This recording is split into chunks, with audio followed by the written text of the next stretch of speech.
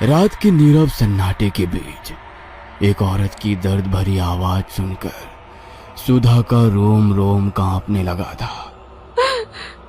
ये किसके रोने की आवाज आ रही है? आज तो अस्पताल में कोई मरीज भी भर्ती नहीं है और वो कमरा तो वैसे भी बंद रहता है। सुधा का दिमाग कहता था कि उस कमरे में किसी के होने की कोई संभावना नहीं है, लेकिन दिल जानता था कि आखिर ये आवाज है किसकी। लड़खड़ाते हुए धीमे कदमों से सुधा कमरा नंबर 9 की तरफ बढ़ने लगती है।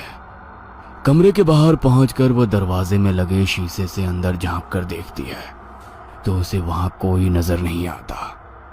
सुधा के वहां पहुंचते ही रोने की आवाज भी बंद हो गई थी। हैरान होकर सुधा वहां से जाने के लिए मुड़ती है, तभी उसे कमरे का दरवाजा जोर जोर से पीटने की आवाज सुनाई देने लगती है, जिसे सुनकर सुधा बुरी तरह चौंक जाती है। कौन है वहाँ? कौन है? सुधा के पूछते ही एक बार फिर से किसी औरत के बुरी तरह से रोने चिल्लाने की आवाजें सुनाई देनी शुरू हो जाती है। एक तरफ दरवाजा पीटने की धम धम, दूसरी तरफ वो डरावनी रोती हुई स्त्री की आवाज। सुधा दौड़ते हुए डॉक्टर राघव के कैबिन की ओर जाने लगती है, लेकिन अचानक सुधा को महसूस होता है कि राघव के कैबिन के बाहर कोई औरत काला लबादा पहने खड़ी उसे ही घूर रही है। कौन हो तुम? क्या चाहिए तुम्हें? सुधा के पूछने पर उस औरत के सर से वो लबादा हट जाता है। सामने खड़ी हुई महिला का चेहरा इतना भयानक था कि उसे देखकर सुधा के मुंह से चीख निकल जाती है और वो हड़बड़ाकर जमीन पर गिरती है। उस औरत का चेहरा नहीं, राख की एक धुंधली आकृति थी जो सुधा के चीखते ही हवा में मिलकर वहां से गायब हो गई थी। सुधा की चीख सुनकर डॉक्टर राघव अपनी कैबिन से बाहर आ जाते हैं। क्या हुआ सुधा, तुम्हें नीचे कैसे गिर पड़ी? डॉक्टर यहाँ कुछ था। अभी यहाँ कोई खड़ा हुआ था जो मेरे देखते ही देखते राख बनकर हवा में गायब हो गया। कमाल करती हो तुम। कौन होगा यहाँ? जानती हो ना, इस गांव के लोग अस्पताल में इलाज कराने नहीं आते। पिछले 10 दिनों से हम अकेले ही तो पूरी रात बिता रहे थे, फिर इतनी रात को कौन होगा यहाँ?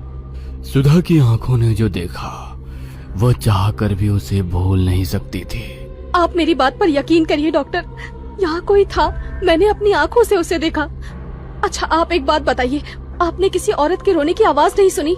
मैंने खुद अपने कानों से उसके रोने की आवाज सुनी और जब मैं कमरा नंबर 9 के पास गई तो वो आवाज अचानक से बंद हो गई।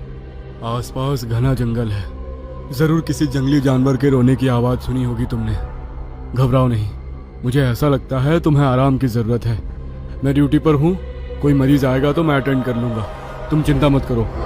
सुधा हॉस्पिटल से निकलकर कुछ ही दूर पर बने अपने कमरे की ओर जाने लगती है कि तभी उसे किसी के कदमों की आहट सुनाई देती है। सुधा पीछे मुड़कर देखती है, तभी एक तेज हवा का झोंका आता है और सुधा के खुले मुंह से काली राख उड़कर उसके मुंह में चली जाती है। कुछ पलों के लिए सुधा की आंखों की पुतली काली पड़ जाती है और फिर अगले पल नॉर्मल रंग में आ जाती है।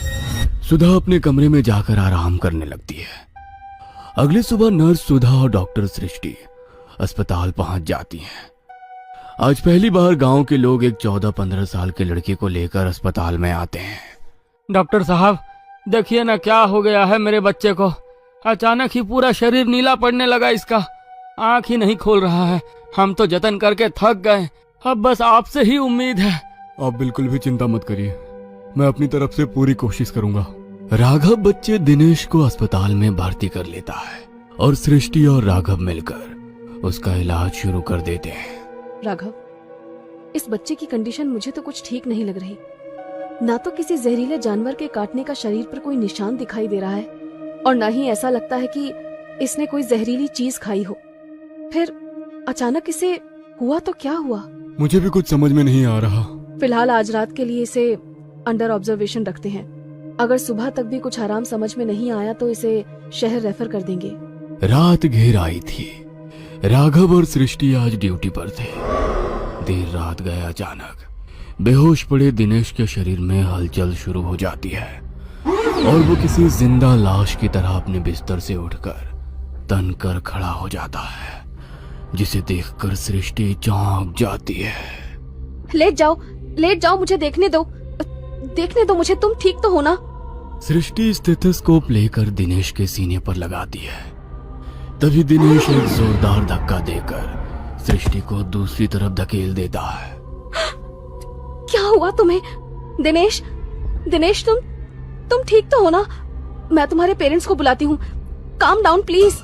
अभी तक दिनेश को अपने पेशेंट की तरह ट्रीट कर रही सृष्टि अचानक ही उसकी आंखों की तरफ देखती है तो उसके पूरे बदन में मानो जोर-जोरी दौड़ जाती है।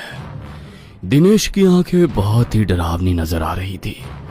उसकी आंखों की पुतलियां पूरी तरह काली हो चुकी थी और चेहरा इतना भावहीन था जैसे कोई मुर्दा अपनी चिता से उठकर खड़ा हो गया हो। एकाएक वार्ड में लटकी पुरानी ट्यूबलाइट झपकने लगती है और कमरे में सीलन की तेज बदबू फैलने लगती है।